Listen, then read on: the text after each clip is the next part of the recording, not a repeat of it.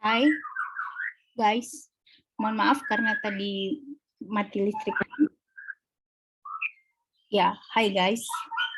Sorry, tadi internetnya sangat jelek, mati dia, nggak bisa karena mati listriknya. Jadi saya menggunakan internet HP, ternyata nggak sanggup.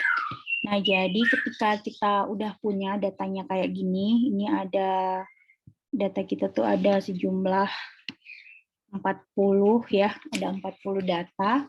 Kemudian kita mau melakukan, anggaplah ini adalah data mengenai seberapa sering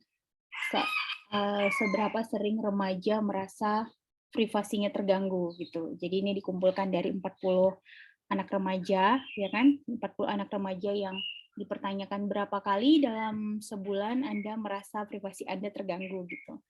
Nah, dari penelitian populasi ya kan, dari penelitian, dari satu penelitian sebelumnya diketahui bahwa rata-rata anak remaja itu merasa privasinya terganggu sebesar berapa ya, saya lihat tadi datanya di sini, sebesar sabar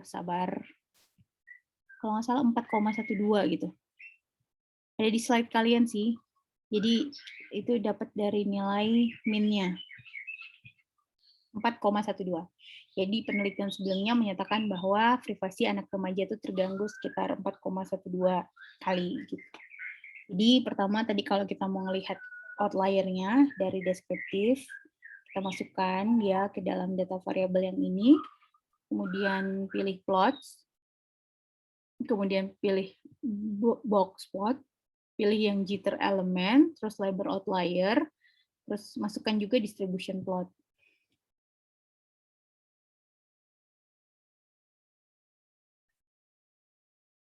Ya lagi proses, kita tunggu terlebih dahulu, saya minum. Kalian boleh juga minum kalau butuh minuman. Masih proses, sabar ya. Oke, agak lambat karena komputernya juga lambat.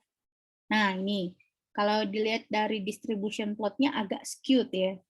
Agak skewed, kemungkinan nih nanti kalau kita uji normalitas datanya nggak normal nih. Tapi nggak apa-apa. Jadi kalau datanya kita ini nggak normal, kita pakai T distribution nggak ada masalah, tetap masih bisa karena datanya udah lebih di atas 30 ya kan, udah 40, dan kalau T distribution ini memang boleh dia sedikit, boleh dia melenceng dari nilai yang normal curve gitu, yang Z distribution. Kemudian kalau outlier-nya, karena nilai titik-titiknya ini nggak ada yang dilewat garis, berarti kita bisa bilang bahwa outlier-nya nggak ada. Jadi ini menunjukkan nilai median, di sini ada nilai interkuartil, itu ada di slide ditulis, nanti dilihat. Kemudian untuk mengerjakan nilai standar nilai T distribution ini, nilai statistik T, kita juga butuh nilai standar error. Jadi kita bisa tinggal klik di sini. Kalau tadi kan dikerjain sama manual. Nah, kalau di sini kita tinggal klik yang ini, standar error min, nanti dia muncul di yang ini, dia muncul di sini. Nah, dia munculkan standar error of min-nya itu adalah 0,19 sih, kalau nggak salah. Ya, 0,19. Terus kita juga perlu kita lakukan uji normalitas juga. Kayaknya sih nggak normal kalau ngeliat dari distribution plotnya. Kita lihat nilainya itu adalah 0,002, berarti lebih kecil daripada 0,05. Kalau lebih kecil daripada 0,05, berarti kita bisa bilang bahwa datanya tidak normal. Tapi tetap masih bisa dilakukan, karena ini bukan Z statistik, ya kan? Kalau Z statistik yang dia lebih ketat, harus menggunakan dalam data normal.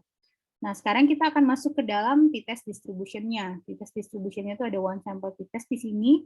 Ini kita masukin datanya ke variabel, kemudian kita pilih yang ini udah pas, tetap student, kemudian kita masukkan test value-nya. Test value-nya ini adalah ada di data soal kalian, nanti kalau kalian ngerjain soal, itu adalah nilai min populasi. min populasinya adalah 4,12. Standar deviasinya tentu saja tidak bisa kita isi, karena kalau menggunakan single sampel, kita akan single sampel itu digunakan untuk data yang kita tidak ketahui standar deviasi populasinya. Kemudian nanti dia akan tanya, ini hipotesisnya 2 arah atau 1 arah? Kalau 2 arah, berarti kan dia hipotesisnya itu adalah bahwa nilai min adalah sama dengan nilai populasi. Dia nggak bilang bahwa min yang lebih tinggi atau populasi yang lebih tinggi. Maka kita akan yang pilih yang pertama ini. Terus perlu juga diketahui untuk new statistiknya, jadi kita perlu ada confidence interval. Kita klik di sini effect size-nya. Dia nilainya adalah 0,556. Terus kita cari nilai confidence interval yang 95%. Lower-nya itu adalah 0,219, upper-nya itu adalah 0,886. Nanti teman-teman bisa lihat 0,219 ini coba dikurangin dengan nilai min-nya 4,8, kemudian yang nilai 0,8-nya itu dikurangin dengan nilai 4,8. Dapat hasilnya sama atau enggak? Kalau hasilnya sama, kita bisa bilang bahwa confidence intervalnya itu mampu nilai sampel itu mampu menceritakan kondisi populasi. Kemudian kalau kita lihat nilai kita ambil kesimpulan dari NHST-nya yang null hypothesis significant testing, nilai P di sini adalah 0,001.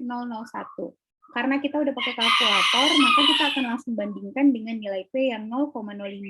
Nilai P 0,05 itu, nilai P yang kita dapatkan itu adalah 0,01. Dengan nilai alfa kita adalah 0,05. Berarti karena P lebih kecil daripada alfa, maka H0 ditolak.